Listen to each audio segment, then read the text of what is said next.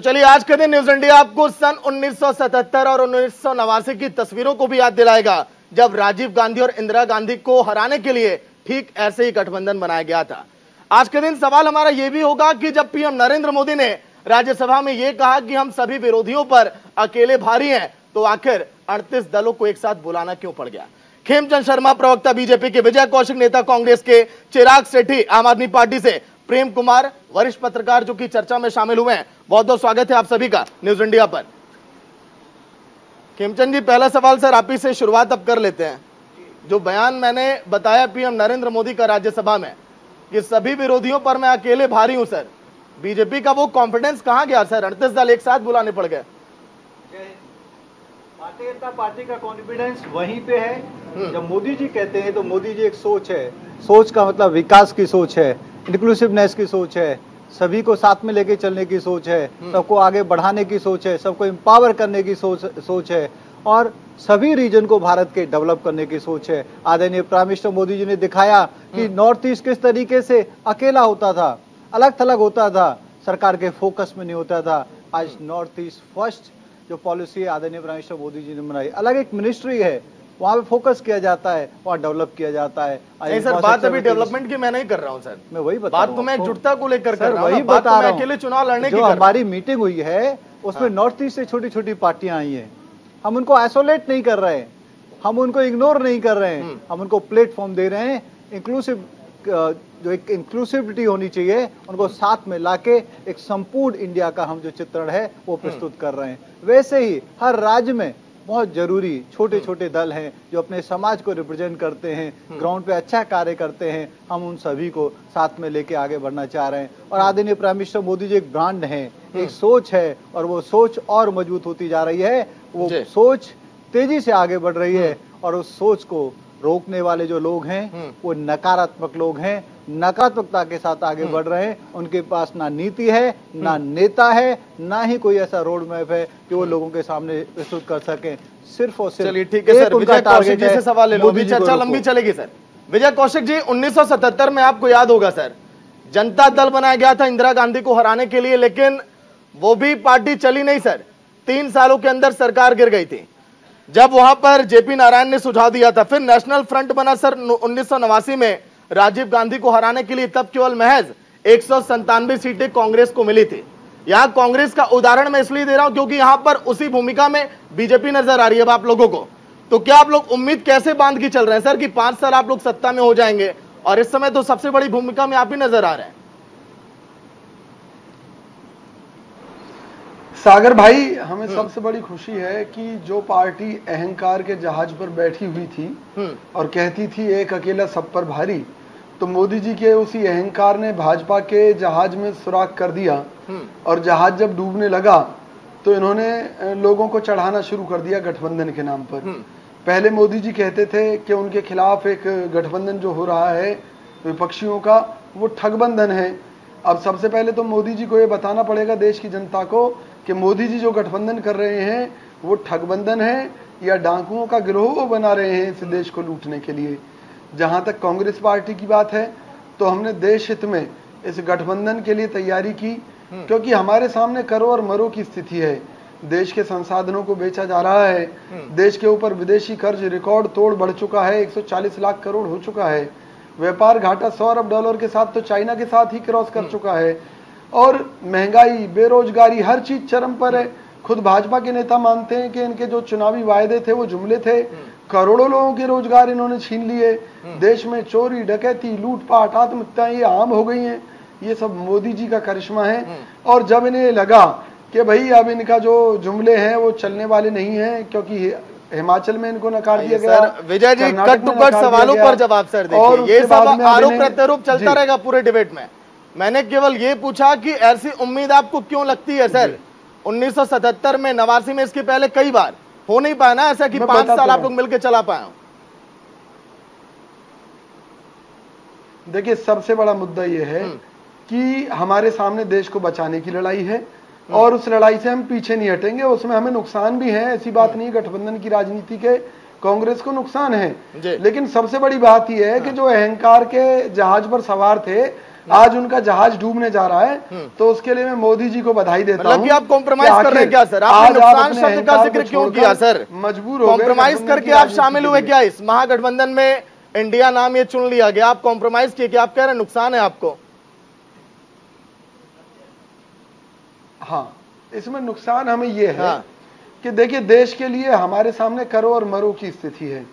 मैंने बताया कि किस तरह से देश में घोटाले ही घोटाले हो रहे हैं, विदेशी कर्ज, और शायद इसीलिए आप लोगों ने कुर्बानी भी दे दी। क्यों सर? मल्लिकार्जुन खड़गे ने इसीलिए कह दिया कि कांग्रेस की तरफ से कोई पीएम का उम्मीदवार बनेगा नहीं, इसीलिए आप लोगों ने कुर्बानी दे दी, क्योंकि आप लोग चाह रहे हैं कि कैसे इस विजय रथ को रोका जाए, कैसे हैट्रिक को रोका जाए बीजेपी के।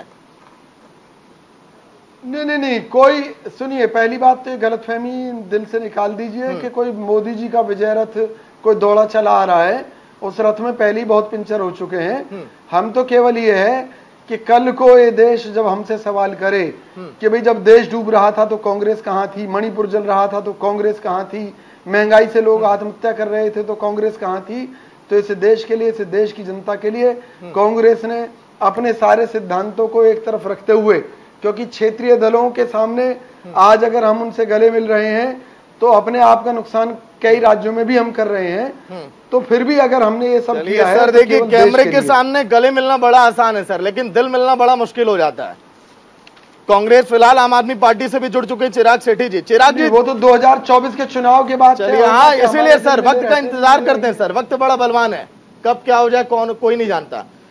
चिराग जी, वैसे आपने अध्यादेश वाला दांव तो खेल दिया है सर आप लोगों ने, और इस बड़ी बैठक में शामिल तो हो गए, लेकिन पंजाब दिल्ली यहां सीट शेयरिंग को लेकर लग रहा है बहुत दिक्कत होने वाली है। आप ही के नेता कई लोग कह रहे हैं कि पंजाब में मानने वाले नहीं है, दिल्ली में जहां पर बीजेपी ने सभी सीटों पर कब्जा किया था, आप लोग कह रहे हैं वहां पर भी हम 50-50 वाले पर चलेंगे। कैसे काम बनेगा आगे सर? चिराग जी। सागर जी, ये तो अभी बहुत बिगिनिंग है और अभी से सीट का डिस्कशन और ऐसी चीजें तो अभी आई नहीं। अभी तो हम सब लोग साथ आए हैं तो बीजेपी में भूचाल आ गया है। 38 दलों की ऐसी बैठक करी जिसमें 24 के पास सांसद ही नहीं है, जिनमें 7 के पास सिर्फ एक सांसद है। 25 पार्टियां, चलिए आपने मेरे को करेक्ट किया, 25 पार्टियां ऐसी जिनके पास सांसद नहीं है। ये जो गठबंधन इन्होंने बनाया है, ये वो डर दिखाता है कि जो पहले बोलते थे कि शेर अकेला है, वो अकेला नहीं है, वो शेर अकेला हो गया है। अब जीतना मुश्किल होता जा रहा है, ग्राउंड से रिपोर्टिंग हो रही है। मैं आपको इनके कुछ दलों के साथ एक छोटा सा आपको एग्जाम्पल देता हूं कि इनका एक दल है जेजेपी। वहां पे जो हरियाणा के प्रभारी है वो बोलते हैं हमें जरूरत नहीं थी इनके साथ गठबंधन की। जेजेपी वाले बोलते हैं हम तो इनके साथ आना ही नहीं चाहते, आप चाहते हैं छोड़ दीजिए। ओपी राजभर जी तो बहुत ही पॉपुलर हैं, हम सब लोग कल से उनके बारे में बात कर रहे हैं। उन्होंने किस तरह की शब्दावली प्रधानमंत्री के लिए यूज करी है, शायद मैं इस डिस्कशन में बोल भी नहीं सकता। आज इतनी डेस्परेशन है बीजेपी में कि किसी भी तरीके से हम न्यूट्रलाइज करने की कोशिश करें।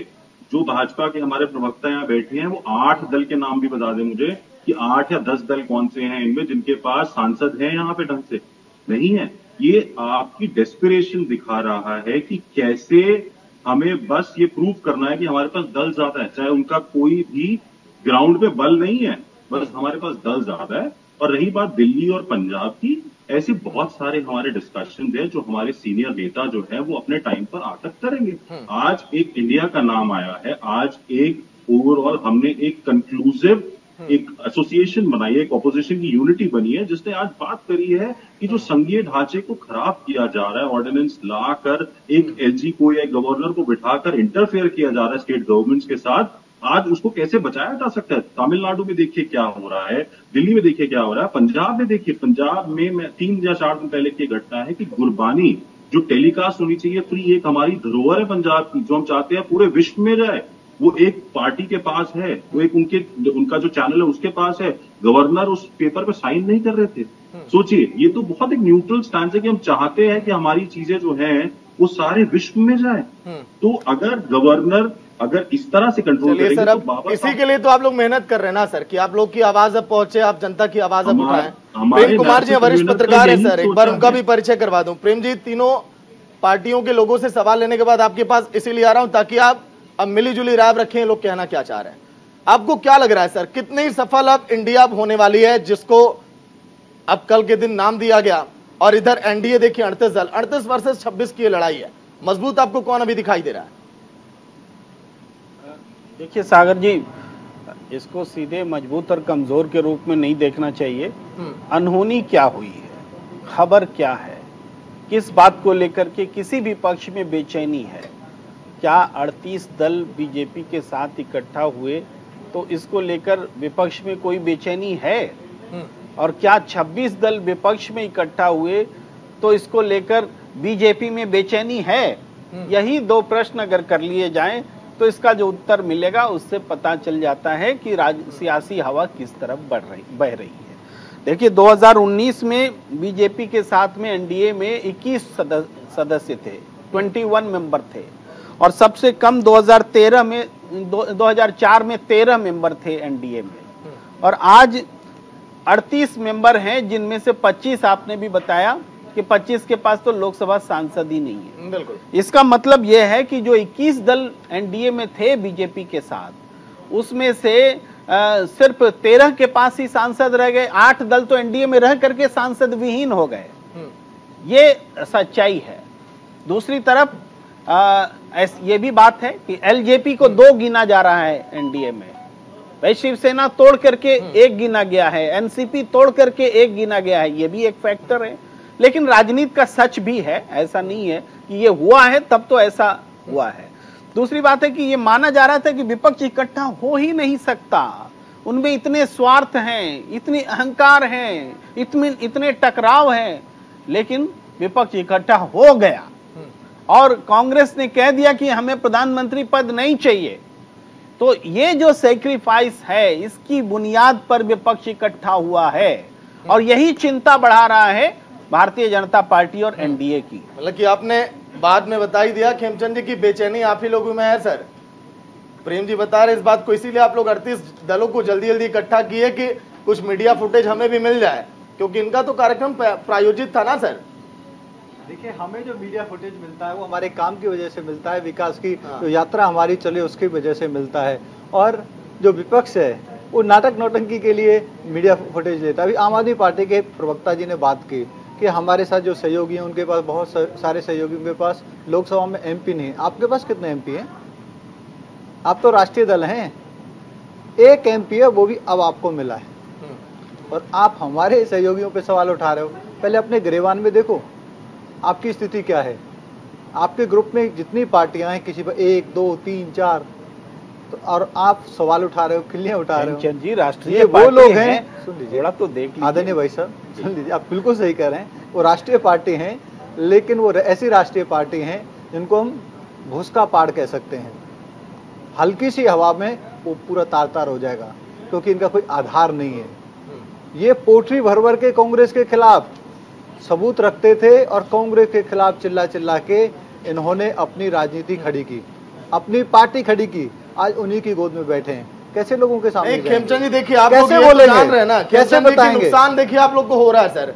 जेडीयू की बात करें तो 16 लोकसभा सीटें जीतकर आप लोगों को दी थी। बता रहा हूँ, जेडीयू के नाम पे शिवसेना ने आपको 18 सीटें जीत कर दी थी सर 2019 में। अकाली दल ने आपको 2 सीटें दी। ये पार्टी आपसे अलग हो गई है सर। आपको बता रहा हूँ। हाँ, जेडीयू और जो आप बात कर रहे हैं शिवसेना की, यूनाइटेड शिवसेना की, दोनों ही जगह शिवसेना तो हमारे साथ है, और जेडीयू की आप स्थिति 2014 में देखिए कितनी सीट उन्होंने जीती थी। ये सीटें उनको आदरणीय प्राइम मिनिस्टर मोदी जी के नाम पे मिली, ना कि नीतीश के नाम पे। जब मोदी जी का नाम हट जाएगा, जेडीयू अपनी जो उनकी पुरानी स्थिति है उससे भी बदतर स्थिति में पहुंच जाएगी। आदरणीय प्राइम मिनिस्टर मोदी जी के नाम पे, और बीजेपी ने जो वहां पे कंप्रोमाइज किया था कि भाई ओवरऑल हमें बिहार को डेवलप रखना है, बिहार को आगे ले जाना है। हम बड़ी पार्टी थे, फिर भी हमने नीतीश जी को बनाया, लेकिन नीतीश जी तो पीएम बनना चाहते हैं, उनका तो एक अलग ही एजेंडा है। बिहार उनको सबक सिखाएगा। जो उपचुनाव हुए हैं उसमें भी सबक सिखाया था। आज यूपी का भी नुकसान आप एक्सेप्ट नहीं करेंगे? बिल्कुल गुरूर नहीं है, मैं आपको बता रहा हूँ। और मैं इन्होंने 5-6 दलों का नाम बताया, मैं 8-9 दल बता सकता हूँ जिनकी स्थिति ऐसी है, जो सो कॉल जो इंडिया इन्होंने ग्रुप बनाया है उससे बेटर है। अब एक बात बताइए, अगर कोई ब्रांड अच्छा हो, अगर कोई ब्रांड मार्केट में चल रहा हो, तो उसकी रिब्रांडिंग होती है क्या? बिल्कुल नहीं होती।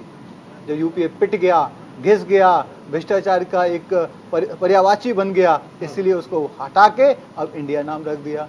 अब लोग कह रहे हैं ये भारत वर्सेस इंडिया है। भारत के बारे में मैंने मोदी जी सोच रहे हैं और इंडिया, मैंने जिक्र किया था 1977 और 89 का। आपको पता है कि सफलता मिली थी सर उन दो चुनावों में? बिल्कुल मिली थी। जब जनता दल और जब फ्रंट जब बनाया गया। आपने 77 की बात की, हाँ, उस समय किस तरीके से कांग्रेस ने देश का दोहन किया। इंदिरा जी की उस समय डिक्टेटरशिप चलती थी, उसके खिलाफ इलेक्शन हुआ। फिर आप 89 की बात करते हैं, राजीव गांधी ने महाभयंकर उस समय घोटाले किए, उनकी पार्टी से ही अलग होके वहां पे बड़े बड़े नेता बाहर गए और सभी लोग ग्रुप हुए। आज स्थिति ऐसी है कि कोई भी आदरणीय प्राइम मिनिस्टर मोदी जी पे उंगली तक नहीं उठाता, और उंगली उठाता है, गलत बयान ही करता है तो उसको कोर्ट से फटकार भी मिलती है, माफी भी मांगनी पड़ती है, और राहुल गांधी उसका साक्षात उदाहरण है। और केजरीवाल ने भी बार बार माफी मांगी है हमारे नेताओं से, एक से नहीं, 77 और 89 वाली तस्वीरों को विपक्ष अब देख रहा है उसी नजरिए से। क्या मोदी नहीं, उस समय विपक्ष में ऐसे नेता थे जो नेता देश का नेतृत्व कर सकते थे, जिनकी समाज में इज्जत थी, जिनको समाज चाहता था। आज विपक्ष में वो नेता हैं जो फेल्ड हैं, महाभ्रष्टाचारी हैं, जनता को लूटने वाले हैं, और उनकी एक धेले की इज्जत नहीं है। बोलिए विजय जी, बोलिए। सारे भ्रष्टाचारी इकट्ठा हो गए और कल के दिन पीएम नरेंद्र मोदी ने आप ही लोगों पर तंज भी मारा सर कि खाता न वही जो परिवार का है वही सही, आप ही लोगों को ही बोल रहे थे। देखिए, सबसे पहली चीज तो यह है कि मोदी जी कहते हैं 70 साल इस देश में कुछ नहीं हुआ, भ्रष्टाचारी और चोरों का शासन रहा, तो उसमें अटल बिहारी वाजपेयी का भी शासन शामिल रहा, और मोदी सरकार के भी कई साल, कई वर्षों का शासन भी इन 70 सालों में। अभी अब आप 65 पर आ गए, 70 साल का मैं दिखा दूं तो मोदी जी के कहते हुए कौन से चुल्लू में पानी में डूब मरोगे जी के बारे में। अरे 70 साल का हिसाब लगाया कभी आपने? 65 साल बीच में मत बोलिए, अपनी बारी में गलत बयानी करें, आप बोलिए, लेकिन आप अटल जी के नाम पे आप गलत बयानी नहीं करिए। वो हमारे पूजनीय हैं, हमारे आदरणीय हैं, हमारे आइडल हैं। अच्छा, मतलब लाल बहादुर शास्त्री पूजनीय नहीं थे? लाल बहादुर शास्त्री वो आपकी पार्टी से हैं। हम कब कह रहे हैं लाल बहादुर शास्त्री जी पूजनीय? हमने उनको पूजनीय बनाया, आपने तो इग्नोर किया। गांधी परिवार के नाम पे आपने उनको इग्नोर किया, उनको ना मान दिया ना सम्मान दिया। आपने अम्बेडकर जी को इग्नोर किया, आपने सरदार वल्लभ भाई पटेल को इग्नोर किया, आपने नेताजी को इग्नोर किया। गांधी परिवार के सामने आपने खराब करना चाहते हैं क्योंकि बौखला गए, इनका मानसिक संतुलन खराब हो चुका है। कौशिक साहब, वो तो दिख रहा है। सागर भाई ने चुप कराइए। बोलिए बोलिए विजय जी, बोलिए सर, ब्रेक का वक्त हो रहा है, बोलिए। आज बीजेपी की गवर्नमेंट, आज बीजेपी इस बात की चिंता कर रही है कि लालू यादव की फोटो क्यों नहीं लगी, नीतीश कुमार की फोटो क्यों नहीं लगी। अरे भाई, इतनी ही चिंता है। एक तरफ तो इन लोगों को आप भ्रष्टाचारी और बेईमान कहते हैं, दूसरी तरफ इनके सम्मान की लोग कहते हैं, मानते हैं, क्योंकि भाजपा खुद एक करप्ट पार्टी है। जो लोग करप्ट थे, इनके मुताबिक उनको जब भाजपा में ले लिया तो इनके लिए पाक पवित्र हो गए। शिवसेना के साथ गठजोड़ एक नाथ शिंदे के साथ इन्होंने किया, उसके कई साल। सर देखिए किसके दामन में कितना दाग है सर, ये पार्टियां बखूबी जान रही हैं सर। क्यों लिया? जब आप एक उंगली सामने वाले पर उठा रहे हैं तो 4 उंगली आपकी तरफ भी है, ये भी आप गौर आप करिएगा। लेकिन हम बात कर रहे हैं विपक्ष की। आखिर बीजेपी विरोधी जो समय विपक्ष खड़ा है, आखिर चेहरा कौन होगा? अगर बात बन भी गई तो आखिर सीट शेयरिंग का फॉर्मूला कैसे तय होगा? सवाल कई सारे, लेकिन जारी रहेगी चर्चा। एक छोटे से ब्रेक के बाद जल्द हाजिर होगा। तो चलिए, ब्रेक के बाद आप सभी का स्वागत। हालांकि देखिए, दोनों तरफ से महाजुटान तो हमने देखी, लेकिन ये वो पार्टियां शामिल हुई जो कल को एक दूसरे को इनकार करती थी, लेकिन अब वो इकरार कर बैठी हैं। लेकिन क्या बात अब बनेगी क्या? क्योंकि आगे अभी तस्वीरें देखिए, बहुत कुछ ऐसे आएंगे जहां पर मसले फंसेंगे, लेकिन कौन वहां पर चेहरा होगा, कौन उन लोगों की बातें एक दूसरे तक पहुंचाएगा? हालांकि नीतीश कुमार का बयान आज के दिन आप सभी ने सुना होगा, जब उन्होंने ये कहा था प्रेम जी की अभी कई ऐसे दल हैं जो साथ आएंगे, नाम मैं डिस्क्लोज नहीं करूंगा। वो इस बात का जिक्र करके और अधिक परेशानियां बीजेपी वालों की बढ़ा रहे हैं। क्यों? देखिए सागर जी, वो संभावनाएं दोनों तरफ के लिए खुली हुई हैं। इंडिया के साथ भी कुछ जोड़ सकते हैं और एनडीए के साथ भी जुड़ सकते हैं। उदाहरण के लिए कर्नाटक में जेडीएस है, डीके शिव कुमार ने कहा है कि जेडीएस अगर सोचे तो हम विचार करेंगे, लेकिन जेडीएस का बीजेपी के खेमे में भी जाने के उतने ही आसार हैं। तो इसी तरीके से संभावनाएं, या बिहार में है वो निषाद मल्लाहों की पार्टी, वो अभी बीजेपी में जाने से परहेज कर रही है। पहले एनडीए में हुआ करती थी, उनकी पार्टी को बीजेपी ने तोड़ लिया, 4 में से 3 एमएलए तोड़ लिया, तो वो नाराज बैठे हैं, तो वो भी कहीं भी जा सकते हैं। तो इसको ध्यान में रख करके नीतीश कुमार का ये कहना है कि 26 की संख्या बढ़ सकती है, लेकिन ये संख्या इधर भी बढ़ सकती है। कुल मिला के बात यह है कि जो लड़ाई सजी है वो बाइपोलर लड़ाई बहुत स्ट्रांगली होने जा रही है। हाँ, मायावती जी जैसे फैक्टर हैं या कुछ स्टेट्स में रीजनल पार्टीज हैं जो इधर ना इधर हैं ना उधर हैं, तो उनकी संख्या भी कम है, लेकिन मोटे तौर पर दो खेमे में लड़ाई होने जा रही है। यही 2024 का इंपॉर्टेंस है। और 5% वोट अगर भारतीय जनता पार्टी के उधर से इधर हो गए तो 80 सीटों पर फर्क पड़ जाएगा बीजेपी के फिगर में। ये चिंता बीजेपी को सता रही है कि 5% वोट अगर हमारा खिसक गया तो जो 303 है उसमें 80 सीटें हम लूज कर सकते हैं। तो इसलिए ये लड़ाई बहुत ही दिलचस्प होने वाली है। ठीक है चिराग जी, देखिए अध्यादेश वाले फैसले पर जब आप लोगों ने कहा कि कांग्रेस हमारे साथ खड़ी होगी क्या, तो देखिए यहां पर तो बात बन गई, लेकिन आगे ऐसा नहीं लग रहा है कि अभी कई सारी शर्तों आपको अब मानना होगा उनको, क्योंकि दिल्ली, पंजाब, गुजरात ऐसे तमाम राज्य हैं जहां पर आप लोगों ने बेहतर प्रदर्शन किया है। अब आने वाले समय में सीट शेयरिंग के समय यही चीजें आप लोग के सामने रखी जाएंगी, तो आप लोग को नहीं झुकना पड़ेगा, ऐसा नहीं लगता है? सागर जी, पहले मैं हमारे भाजपा से जो मित्र हैं उनको एक जवाब दे दूं कि ये 10 साल में जो पार्टी ने 2 राज्यों में सरकार बनाई है और हमारे जो एमपीज हैं, आपका भाजपा का जब रैली आया था ना, 2 सीट आई थी 1989 में, पूरा सिमट गए थे, उससे तो बहुत अच्छा परफॉर्मेंस है और सबसे फास्टेस्ट ग्रोइंग पार्टी में आता है हमारा नाम। ऐसे नहीं है, आपको कितने साल लगे थे एक राज्य में सरकार बनाने के लिए और हमने कितना जल्दी किया है वो तो सरकार हमें पता चल गया है। कितनी सीट आपको मिली थी हमारे अगेंस्ट में दिल्ली में, कितनी सीट मिली है पंजाब में, तो आपको जनता ने जवाब दे दिया है।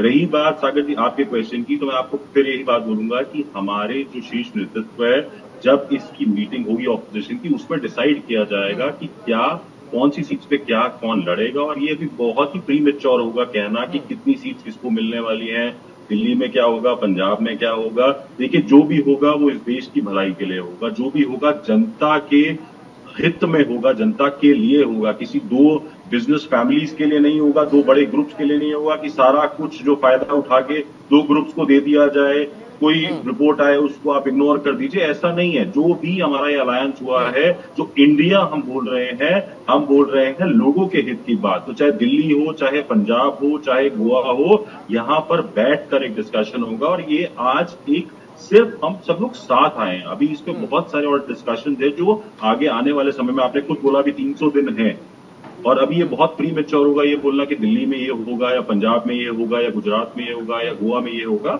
वो जैसे जैसे समय आएगा वो आपको डिटेल्स अब शेयर करते हैं। सवाल तो सर पैदा होंगे ना सर, पॉलिटिकल एक्सपर्ट और तमाम हमारे जो एनालिसिस करने वाले लोग हैं वो ये कह रहे हैं सर बात वहां फंसेगी, वहां से खटास उत्पन्न हो सकती है सर।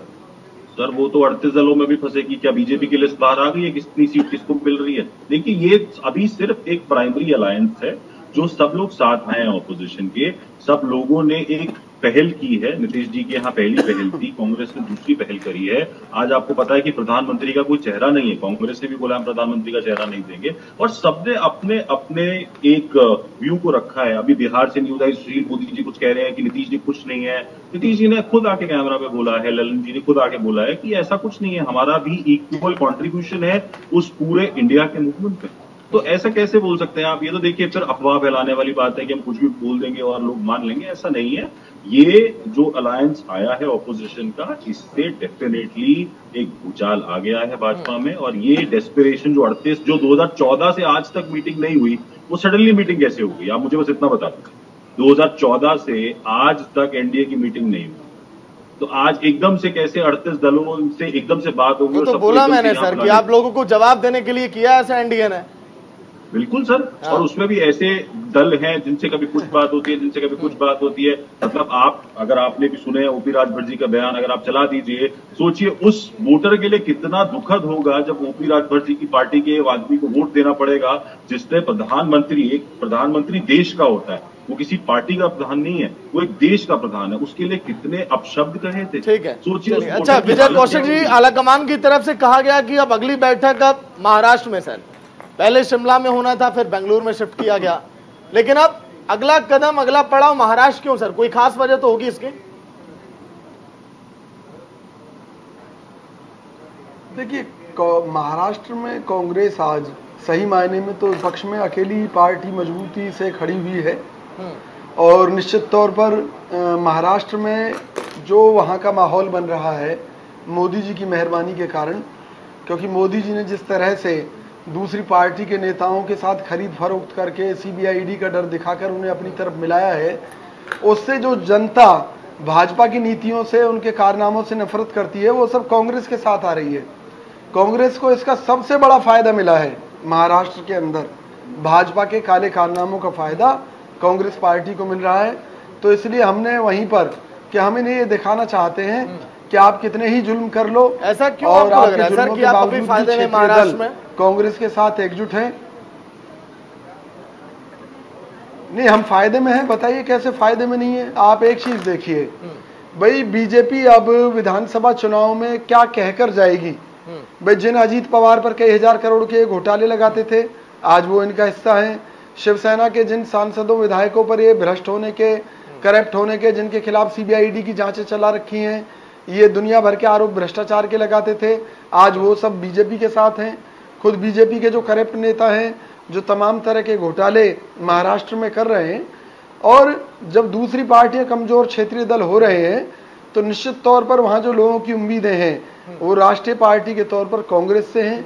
कांग्रेस की पहले भी सरकार महाराष्ट्र के, देखिए मेन वजह मैं बता रहा हूँ, मेन वजह ये भी है कि महाराष्ट्र में हुए उपचुनाव में बीजेपी को हार मिली, और इसी वजह से एकनाथ शिंदे की छवि भी थोड़ी धूमिल हुई है बीजेपी आलाकमान की नजर में। शायद इसीलिए विपक्ष का कॉन्फिडेंस वहां पर और भी ज्यादा बढ़ रहा है। खेमचंद जी, 38 दल देखिए एक साथ अगर आ रहे हैं, यही तो कह रहा हूँ ना कि अब लोग इन्हें नकार रहे हैं।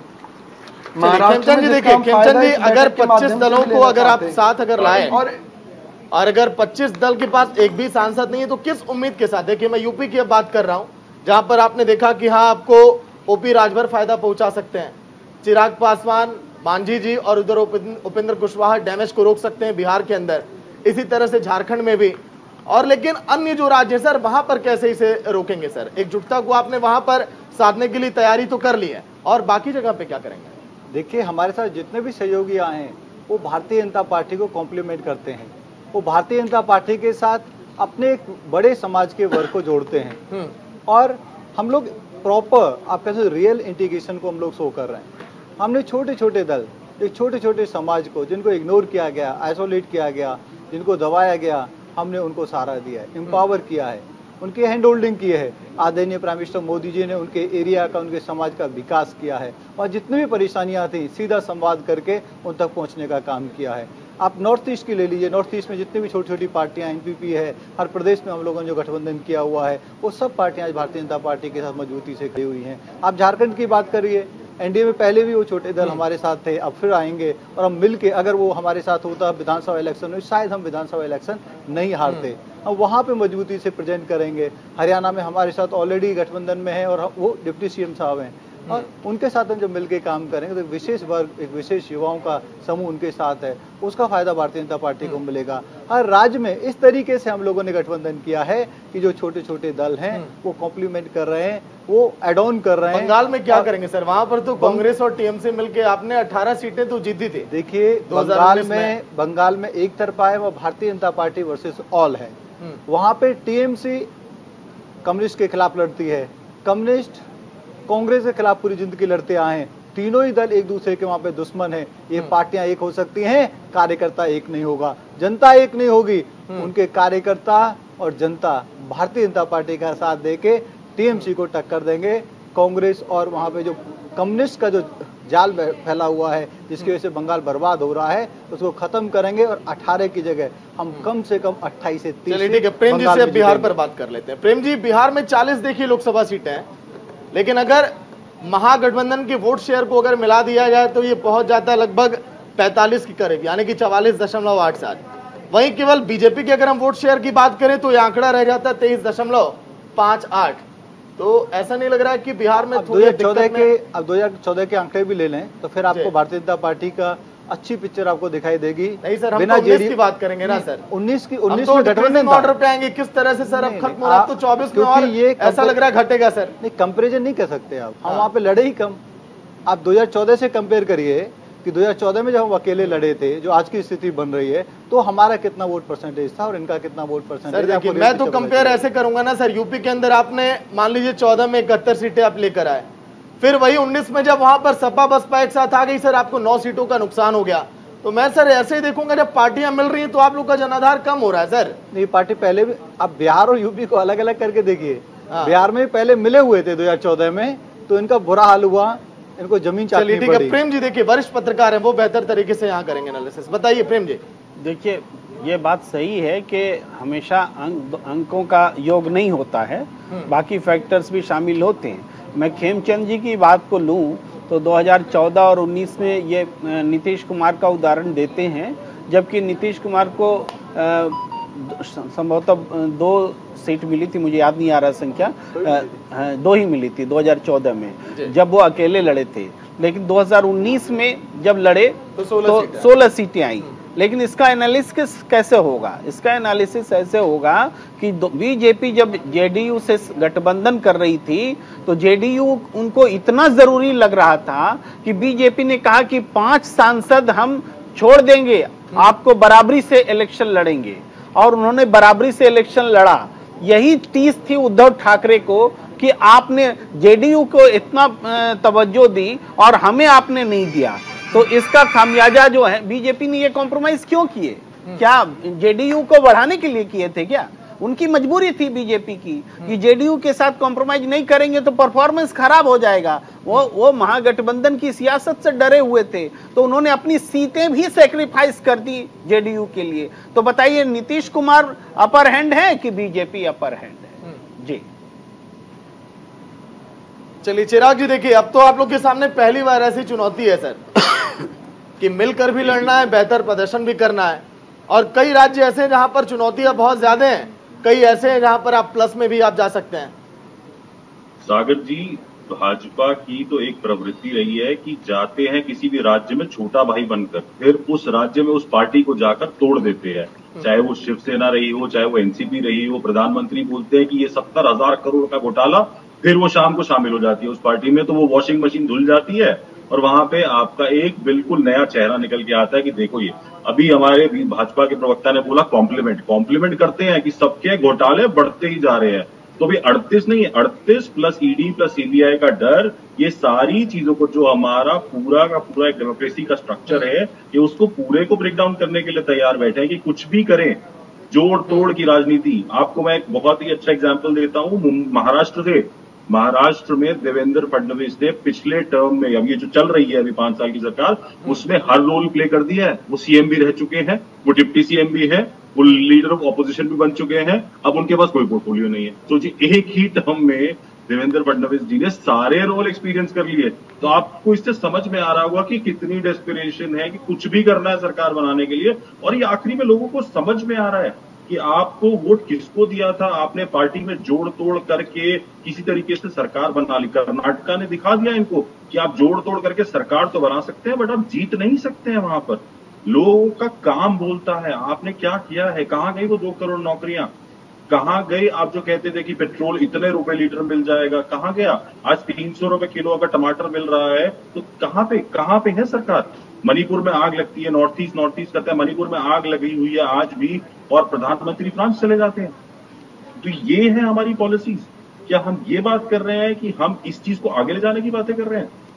तो कहीं भी आप देखिए, हर जगह ये ऑपोजिशन मुद्दे उठा रहा है, ये बिल्कुल सच है। ठीक है विजय जी, आ रहा हूं मैं आपके पास से। 2-3 सवाल ले लूं आम आदमी पार्टी से। बोलिए। आपकी 2 राज्यों में सरकार है, पंजाब टमाटर उगाने के लिए जाना जाता है, किसी प्रधान प्रदेश है, आपने कितना भंडारण किया? क्यों वहां पे रेट बढ़ गया? देख रहे ना खेमचंद जी, नहीं सुन लीजिए प्लीज, सुन लीजिए।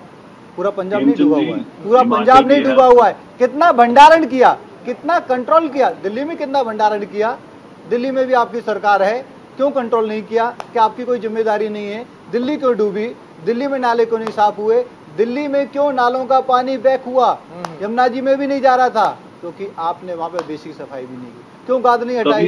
क्यों आपने सफाई नहीं की? आपने क्या किया? आप सुन लो पहले, आप ये बताइए, इसका उत्तर दीजिए। आपने क्या किया? और दूसरा, आपने अपने सारे सिद्धांतों को तिलांजलि दी। आप डेमोक्रेसी की बात करते हो, छोटा सा जवाब दीजिए, डेमोक्रेसी का मतलब क्या होता है कि जो जितने लोग हमारे साथ प्रारंभ में थे वो लोग भी साथ में आगे चलेंगे, उनके साथ में हम सत्ता का भागीदारी करेंगे। आज आपके जितने फाउंडर मेंबर थे सारे कहाँ गए?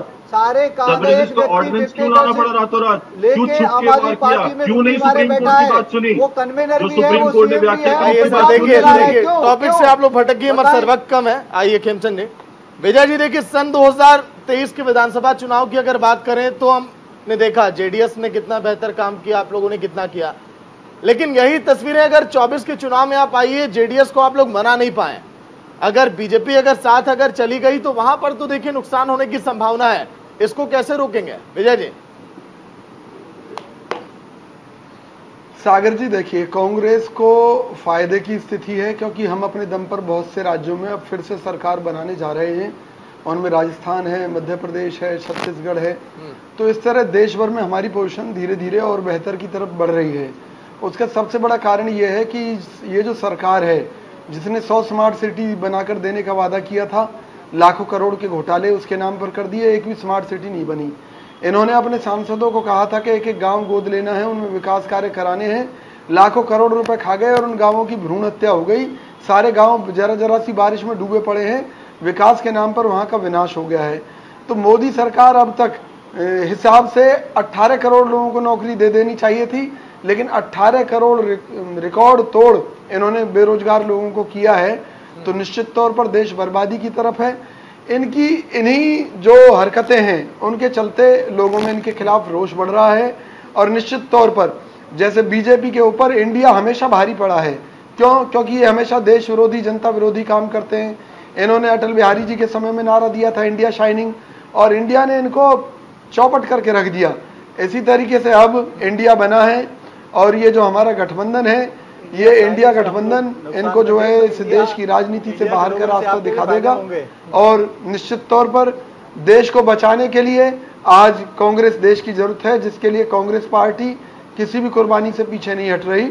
और निश्चित तौर पर हम देश को बचाने में सक्षम होंगे। इस देश को बिकने से बचाने में जरूर हम सक्षम रहेंगे और बचा पाएंगे इस देश को। चलिए खेमचंद जी, देखिए आत्मविश्वास बढ़ गया है विपक्ष का। 26 दल अगर एक साथ मिले तो अब इन लोग को उम्मीद है कि अब हमारे दिल भी मिल गए और हम भी एक साथ अब मिल गए, और इसीलिए कहा जा रहा है कि पटकनी आपको देंगे और मुश्किल तो होगी सर थोड़ी बहुत, बेशक आप लोग जीत जाए। देखिए यहाँ पे हमारी बात नहीं है, व्यक्ति की बात नहीं है, यहाँ डेवलपमेंट की बात है, यहाँ देश की बात है, यहाँ पे विकास की बात है, यहाँ पे फ्यूचर की बात है। हमारे पास रोड मैप है, हमने करके दिखाया है 9 साल से। जो हमारा जो पीरियड था, पहले 6 साल आदि अटल जी की सरकार में दिखाया था, और ट्रैक रिकॉर्ड है। हर क्षेत्र में हम लोगों ने बहुत तेजी से विकास किया, बहुत तेजी से काम किया है। जो 57-58 साल कांग्रेस का एक शासनकाल था उसमें नहीं हुआ, उससे 3 गुना, 4 गुना, 5 गुना, 10 गुना स्पीड से हम लोगों ने काम किया है। दूसरी तरफ कोई नीति नहीं है, कोई रोड मैप नहीं है, कोई नेता नहीं है, सिर्फ इकट्ठे हो गए और इकट्ठे होके मोदी जी को रोकना चाह रहे हैं। तो देश की जनता जानती है जो रोकने वाले लोग हैं वो देश को आगे नहीं ले जा सकते। या विकास की बात करते हैं, जरा आप एक बात तो बता दीजिए, एक ही स्मार्ट सिटी का नाम बताइए सर। देखिए काउंटर करने का वक्त कम है सर, 1 मिनट है बस। मैं प्रेम जी के पास जा रहा हूँ सर। देखिए आप लोगों ने अपना काम कर दिया सर, अब तो जनता तय करेगी। प्रेम जी देखिए लाखों करोड़ कहाँ चले गए? ठीक है प्रेम जी, ठीक है विजय जी, विजय जी प्रेम जी, अब आम जनता अपना माइंड सेटअप कैसे बनाएगी? थोड़ा पढ़ लें आप। ठीक है खेमचंद जी। प्रेम जी, अब आम जनता अपना माइंड सेटअप कैसे बनाएगी? विपक्ष की तरफ जाना है, पक्ष की तरफ जाना है? उसका इकोनॉमी की बात कर रहे हैं आप। 2 तरह की बातें स्पष्ट रूप से हैं, पैनल में भी है। खेमचंद जी का दावा है कि वो विकास के कार्य करके उन्होंने दिखाया है। हाँ, और विपक्ष इस बात को लेकर सामने आ रहा है कि विकास के बजाय हम कर्ज में डूबे हैं, हमारी स्थिति खराब हुई है। तो ये 2 परसेप्शन, जनता की को जीने की सहूलियतें बढ़ी हैं या घटी हैं, जनता ने बेचैनी महसूस की है या राहत महसूस की है, इसको दोनों को समझाने की लड़ाई अब होगी। अब 2 ध्रुवीय राजनीति दिख रही है, अपोजिशन एकजुट हुआ है, तो सत्ता के लिए ये मुश्किल होगा कि अपनी बात, अपने खिलाफ जो नैरेटिव है उसको कैसे काटे। सत्ताधारी दल के लिए उसने भी कोशिश की है 38 दलों को जुटाने की, लेकिन हाँ, सांसद विहीन दलों ठीक है सर, यही तो अब आम जनता तय करेगी कि आखिर इंडिया की तरफ जाना है या फिर एनडीए की तरफ। शुक्रिया प्रेम जी आपका, विजय जी आपका, खेमचंद जी आपका, चिराग जी आपका चर्चा में शामिल होने के लिए। तो कल तक जिन दलों के रास्ते अलग हुआ करते थे, अब वो रास्ते अब एक हो चले हैं। हाँ, लेकिन सबकी मंजिल एक, सबका मकसद एक, सन 2024 का लोकसभा चुनाव और विजय का पताका लहराना। लेकिन एनडीए वर्सेस इंडिया की लड़ाई में आखिर किसका पलड़ा भारी होगा, कौन कैसी रणनीतियां तय करेगा और अगले 300 दिनों में और क्या क्या हलचल होगी, सब कुछ आपको बताएंगे। लेकिन अभी फिलहाल इतना ही। देखते रहिए न्यूज़ इंडिया। नमस्कार।